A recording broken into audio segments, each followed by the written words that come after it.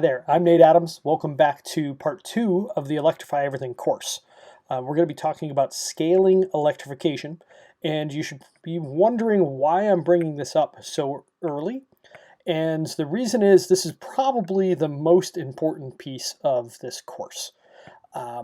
Because if we don't succeed at what I'm going to be talking about here, electrification is going to fail, and we aren't going to move as quickly as any of us wants to towards electrification. So critical concepts here. So please open your minds, hear me. This is, I really care about this, and I really want to see it happen. But it's going to take a whole lot of people pulling in the same direction for this to actually work. And this chart right here is the key. So hopefully it's familiar. This is the technology adoption curve. And this happens every time something new enters the market, be it a technology or a product or whatever it might be. And if we don't get from early market to mainstream market by crossing the chasm, we fail. So we need to put a great deal of time and thought and effort into this. So I want to walk through our thought processes on this because we put a lot of time into this and we think we actually have a way to do it. And it's the only one that I know of for residential single family that I think crosses it. Okay, so here is the course syllabus. This is the second piece on how to scale electrification. Starting with the next video, we'll dig into nuts and bolts, which is probably what most of you are here for. But I highly recommend that you stick with me through this, because otherwise you may actually end up hurting the cause and not helping it. So I want to plant several mental pictures in your minds. This is the second one really, because the adoption curve is the first. But this is what the path to residential electrification looks like. It is narrow, and you will fall to your death if you go very far at all to one side or the other. And this is also kind of a good picture because you can't see where it's going off in the distance. So we will have to make course corrections as we go through all of this. This is not an easy thing to reach the mainstream and do it quickly. So it can be done, but it will be fairly gradual.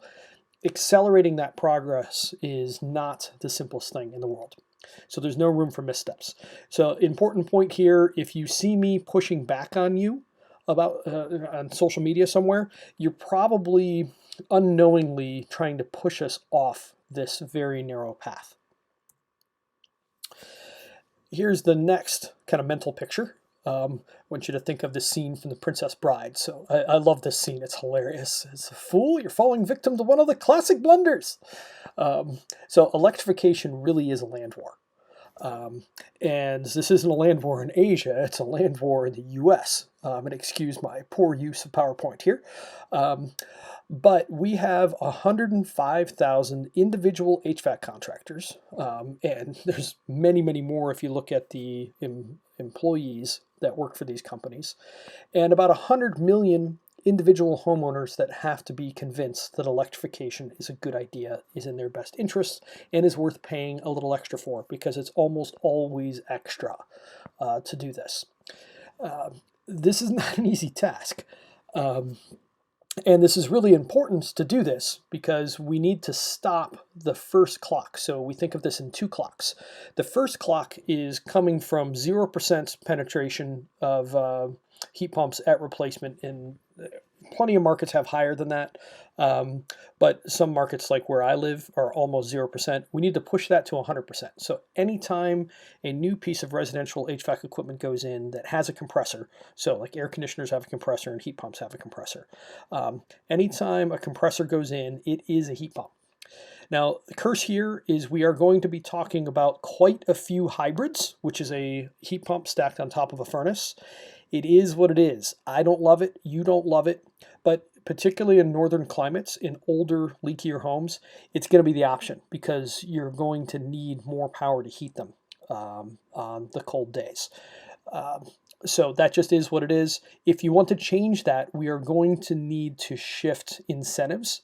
If you see me talking about resale value, The shell projects that you need to do, so insulation and air sealing is what I mean by building shell, those projects generally cost between $10,000 and $30,000 for most houses.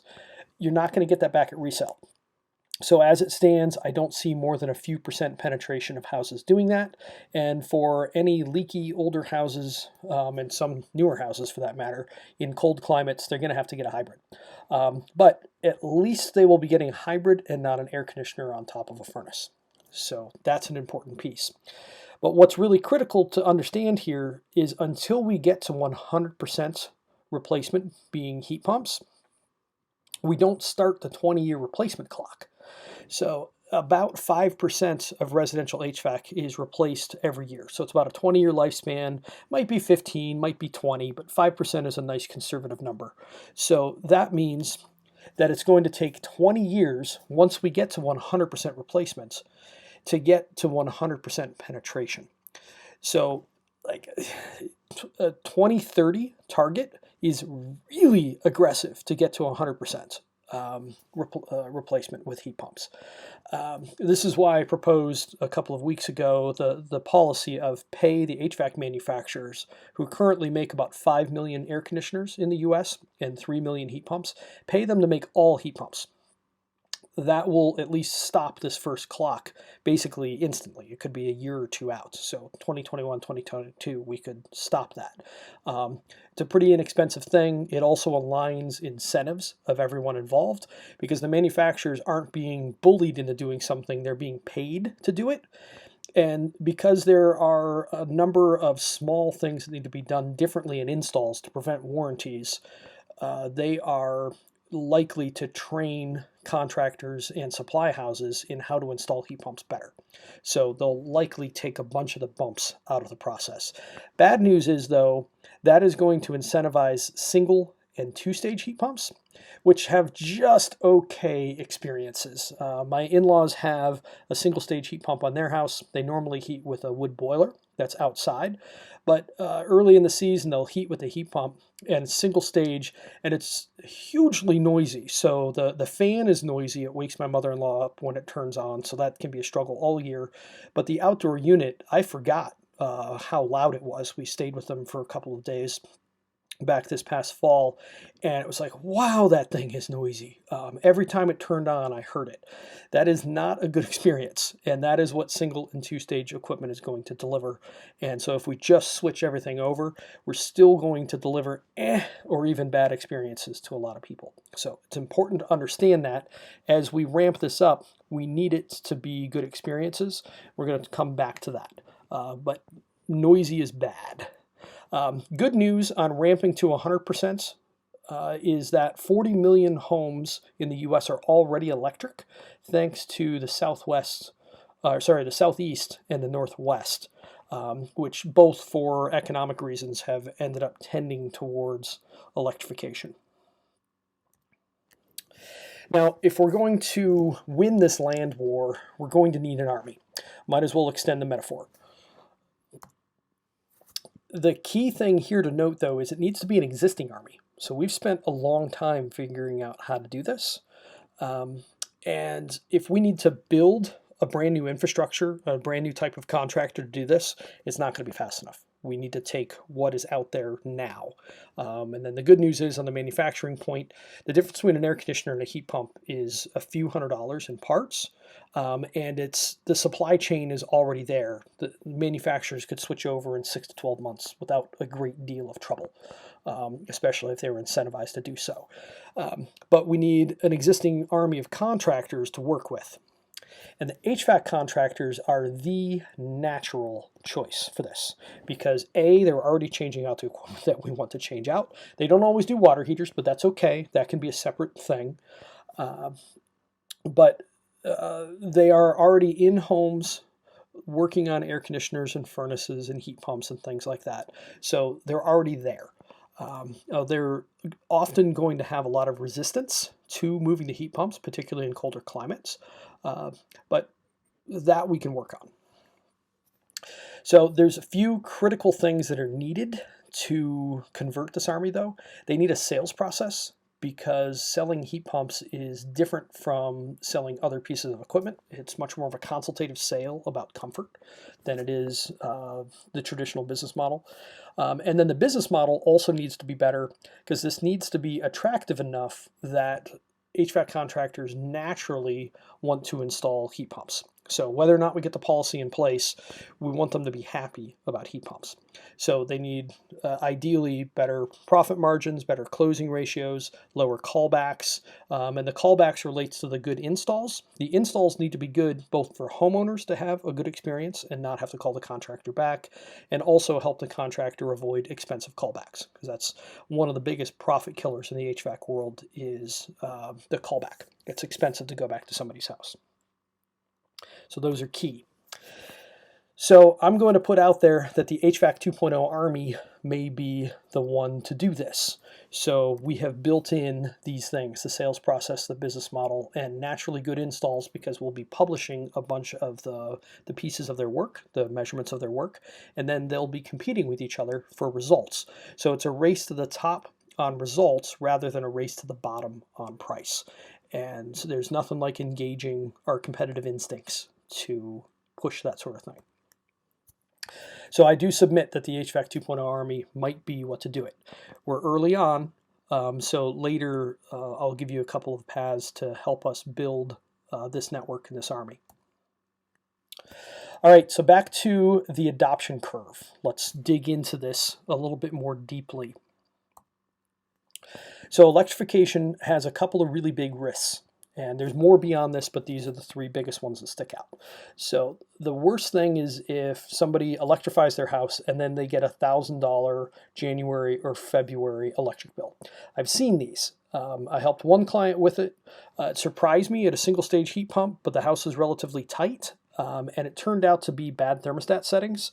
In fact, the thermostat was bad. It wasn't capable of the settings it needed to use the heat pump effectively.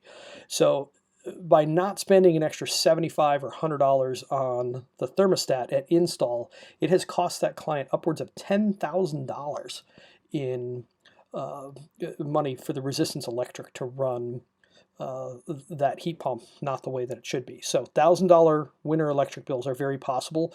This will make a lot of angry people, and this is really going to hurt lower income clients as well. So we have to be careful with this. Second one is discomfort. I've heard a number of people that are like, yeah, I had a heat pump. Man, my house was cold. I'm never getting one of those again. Heat pumps applied poorly deliver really bad comfort. Can be even worse than gas furnaces. And again, single and two-stage heat pumps are usually at fault there. In fact, for all three of these, they're usually at fault. The last one is noisy HVAC. So I mentioned that with my in-laws. The fan is loud, and then the outdoor unit is really loud. You can hear it, and take off. And it's just really noisy. The issue with that is that bad experiences don't scale. So the general round marketing numbers are a happy customer tells 2 other people about their experience, and an unhappy customer tells 12 other people about their bad experience. If we don't manage experiences to make them super positive for both the contractor and the homeowner, we're screwed. It's not going to scale. We're not going to cross the chasm. We're in real trouble. So when it comes to these risks, if you are here, you're pretty much by definition early market. And so bending your mindset here is really important to do for pushing us to scale. So you might deal with these.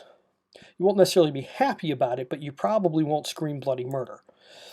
But the mainstream market, if they get any of these things happening to them, they're telling that 12 people. And with social media, it can be a lot more than 12 real quick with some negative reviews. So we have to be very, very careful not to create bad experiences for homeowners or contractors. And if we don't do a good job of creating good experiences, we're not going to get to this 100% heat pump replacement. That's going to be a real problem.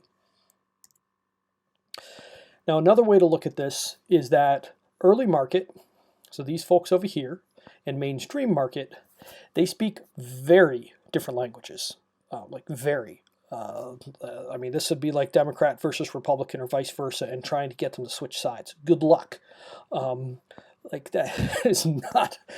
You may be successful once in a blue moon, but man, it's not going to move them. So we have to be very careful at the language and the tactics that we use reaching the mainstream market. So here's how they basically think, the different groups. So tech enthusiasts or innovators, which are the first couple of percent, and I oftentimes fall into this camp. So behind me, I've got a bunch of indoor air quality monitors. I was excited about those because I saw their potential for proving that what we do actually works, and they have been really useful for that. So I dug into those years ago. So sometimes I am a tech enthusiast. And that is basically, ooh, shiny, it's the latest, it's new, I want that. I don't even care if it doesn't work well, I'll try it. But oftentimes those things end up in the back of the kitchen drawer. The next group, the visionaries, generally like to have things before their friends. And lots of different motivations here, some positive, some negative, but if you are an early adopter, you like to have things first, oftentimes for the sake of having them first. Those don't move the mainstream market. So the mainstream market is held together by the fact that products need to be demonstrably better than what they're replacing, and they need to be easy to buy. If we can't provide both of those, we're in real trouble. The good news is inverter-based variable speed heat pumps can definitely provide being demonstrably better and easy to buy.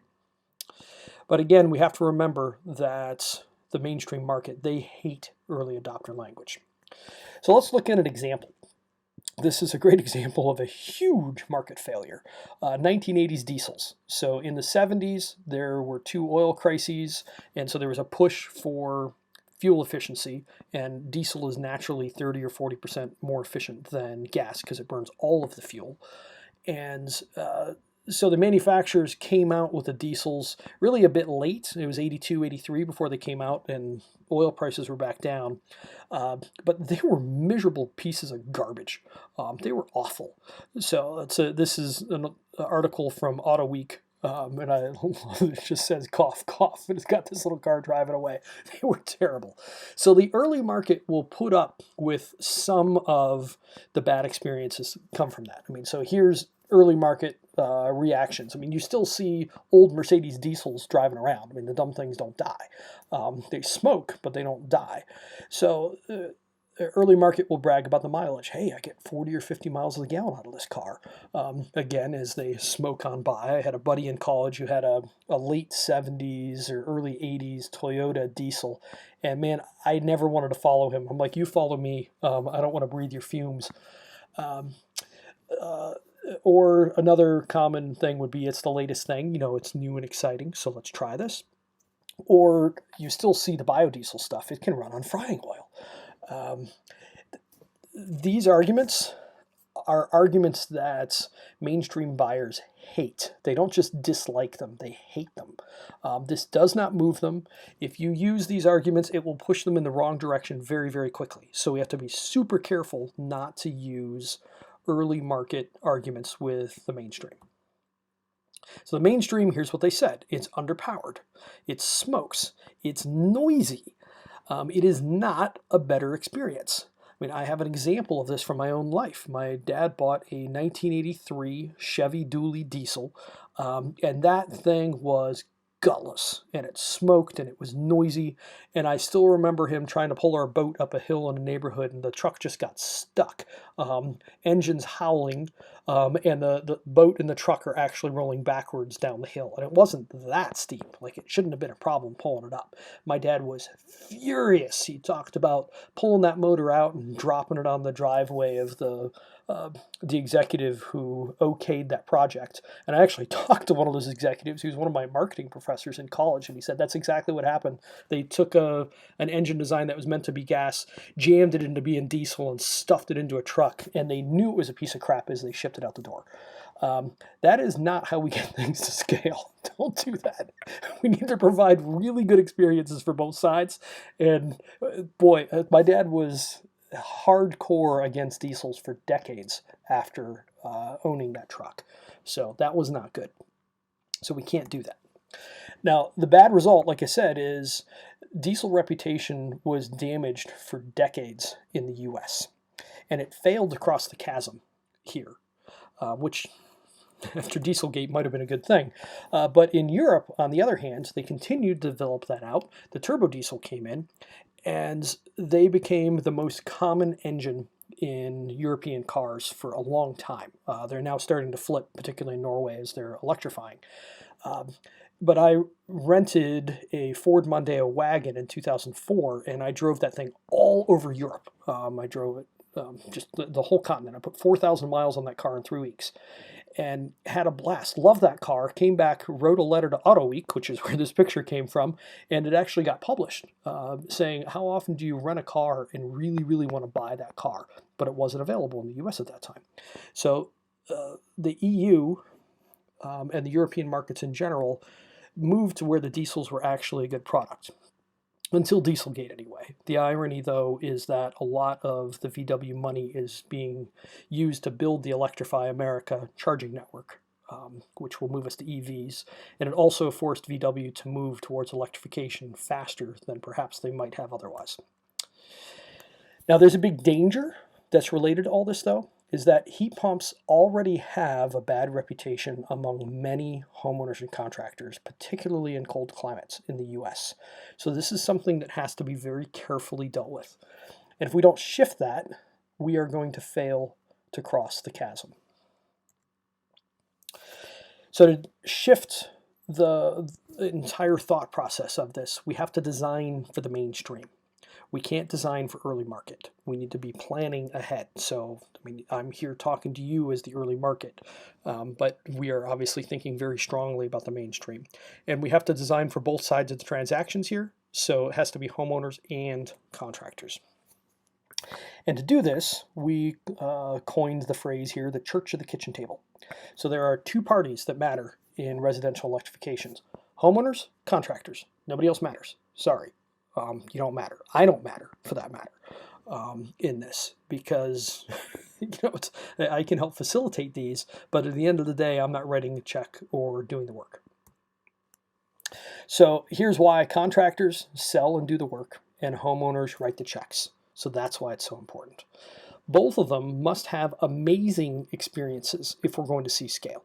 So we need to see massive growth every year. At least 50% growth is what we want to see.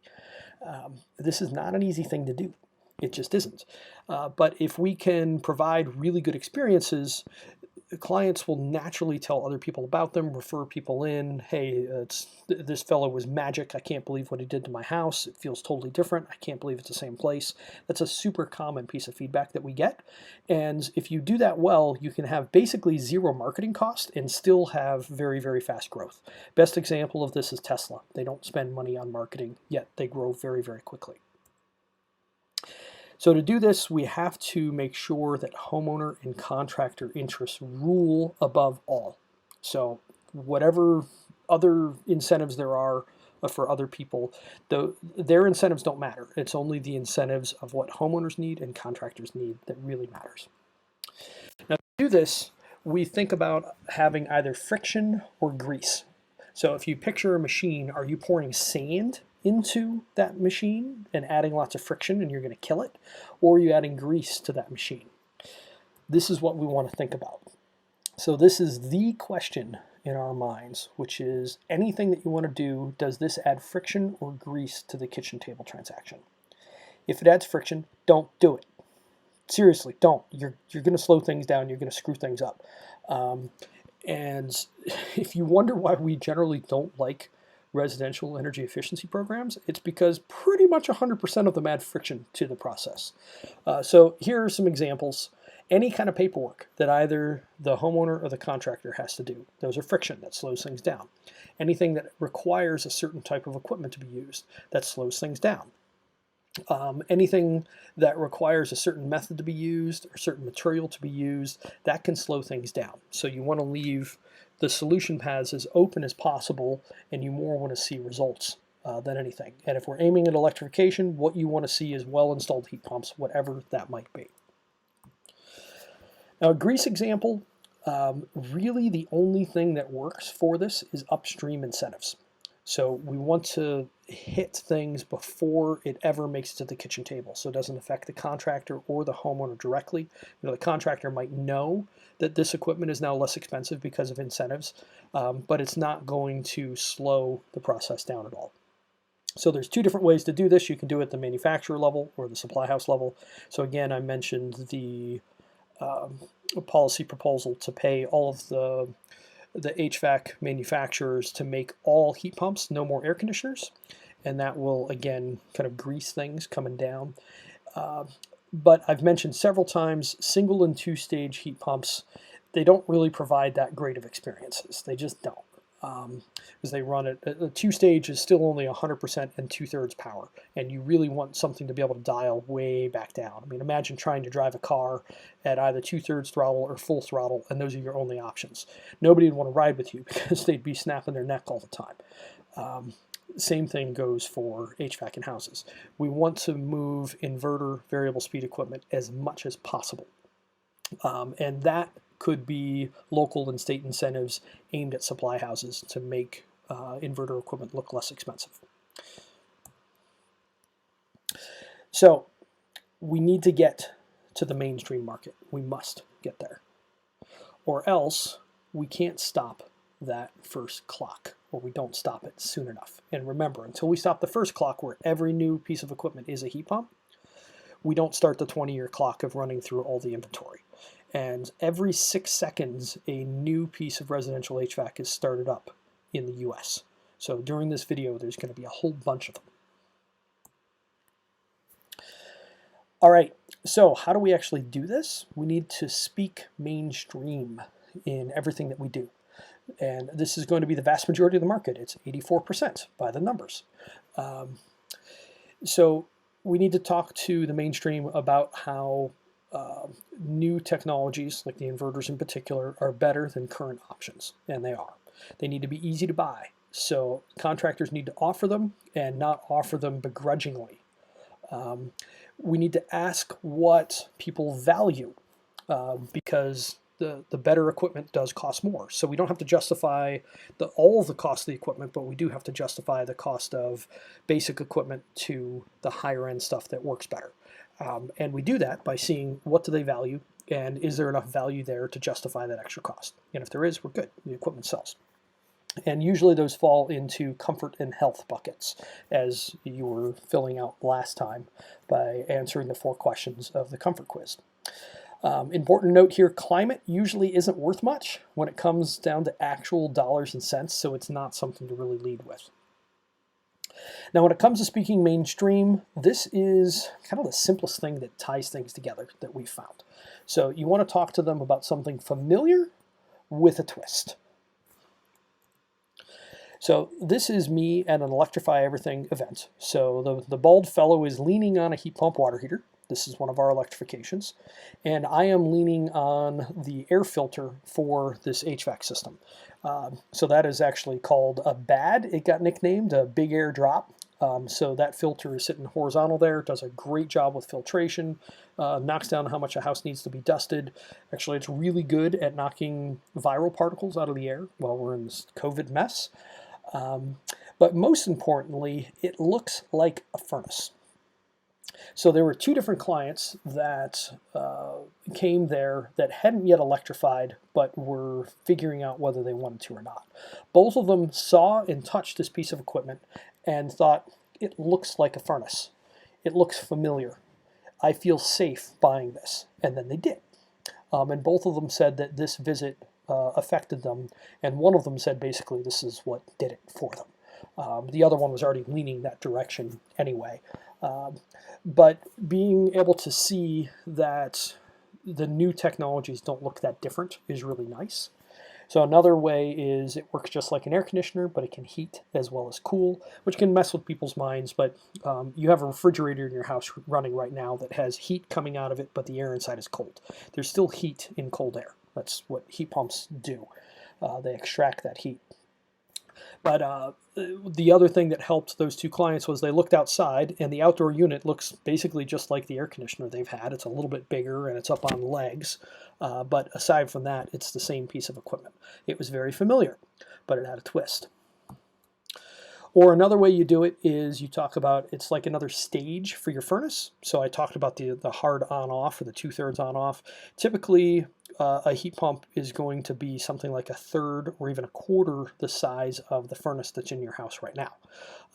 So it's going to be a nice little gentle tip in.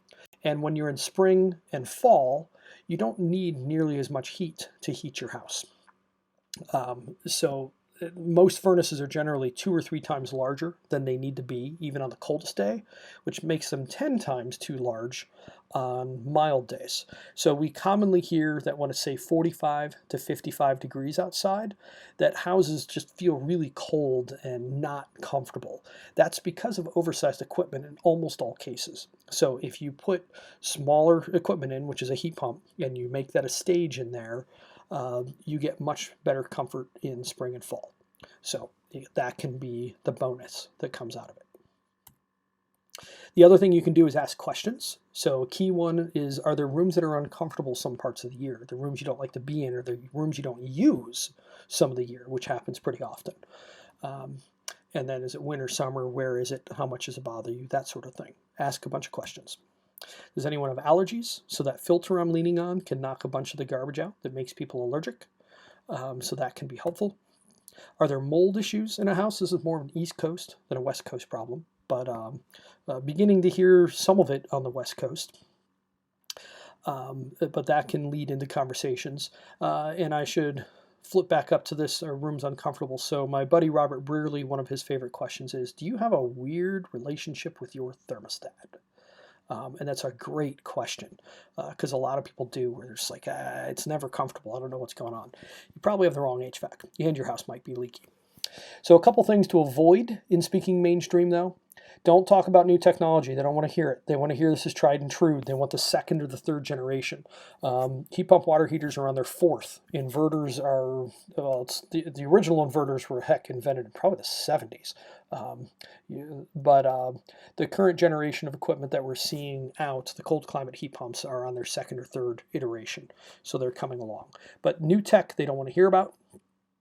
They don't want to hear that it's the latest trend. That's not what they want to do. They don't want to know what the kids say, things like that. Don't talk bans, particularly with contractors. 80% of contractors are politically conservative. If you want to rile them up, just say the word ban. That's a great way to do it. And lots of homeowners don't want to hear that either. So that's not something to lead with. And like I mentioned earlier, talking about green and climate generally is not a good way to actually have someone buy. So they may indicate interest. Interest does not equal money, and we need people to spend money. So to close, repeat after me. I'm an early adopter, but I will speak mainstream. So again, I am an early adopter, but I will speak mainstream. That's how we actually scale electrification. And to that end, we have built the HVAC 2.0 process and system to do this. It's a natural result, more so than a natural goal, because heat pumps just happen to solve all kinds of comfort problems. Smaller equipment is good. Heat pumps tend to be smaller. Well, they're almost all smaller than furnaces. So it's just the way to go, and we'll be talking about that shortly. But the way to think of 2.0 is like Airbnb for buying HVAC. So right now, the kitchen table experience is bad for both sides. Contractors don't enjoy it. Homeowners don't enjoy it. It's just not fun. So 2.0 serves both HVAC contractors and homeowners, so they're the two sides of the platform. And it delivers a smooth and pleasant experience for the mainstream on both sides. So again, this is us trying to solve this problem for single-family residential electrification. So at the end of this, when we get into finding a contractor, we'll get more detail on this, and we'll be touching on HVAC 2.0 as we go through the electrification course. Speaking of which, if somebody sent you this video or you haven't signed up to get the rest of this course, I highly encourage you to do so, because there's tons and tons of content.